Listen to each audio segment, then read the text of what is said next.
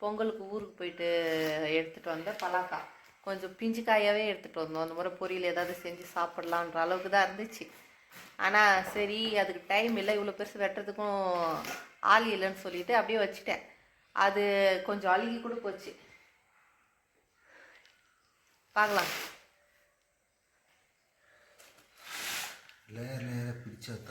Layer லேயராக பிரிக்கிறாராம். அப்போ எது யூடியூப்பை பார்த்துருக்காரு.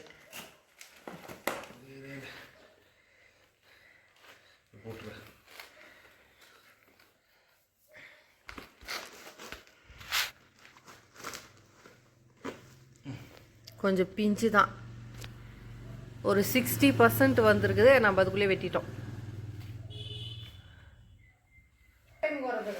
பலாப்பழம் எப்படி எடுக்கணும்னு சொல்கிறேன். முதல்ல கைக்கு எண்ணெய் போட்டுக்கணும். முதல்ல எண்ணெயை நல்லா தடவிக்கிட்டு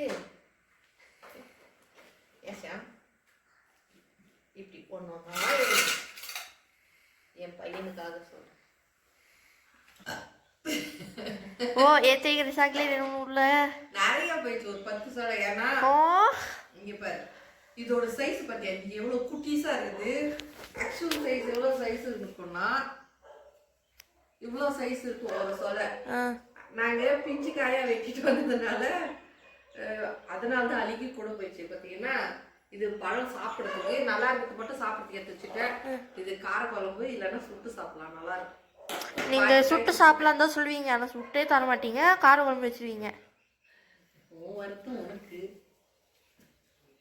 சுட்டு சாப்பிடலாம்னா சாப்பிடலாம், ஆனால் செய்ய மாட்டேங்கிறீங்களே. நீ சுட்டு தர, நான் சாப்பிட்றேன். டேஸ்ட் எப்படி இருந்தீங்க மேடம்? நல்லா போச்சு. ஆனால் டேஸ்ட்டு நல்லா எனக்கு பிடிச்ச மாதிரி இருக்கு. ரொம்ப இனிப்பாகவும் இல்லாமல் காயாகவும் இல்லாமல் எனக்கு இப்போவே உணர முடியுது என்ன மாதிரி டேஸ்ட் இருக்குன்ட்டு. கரெக்டாக இன்னும் ஒரு 20 நாள் கழிஞ்சு இந்த காய் வெட்டி இருந்தா சூப்பராக இருக்கும்.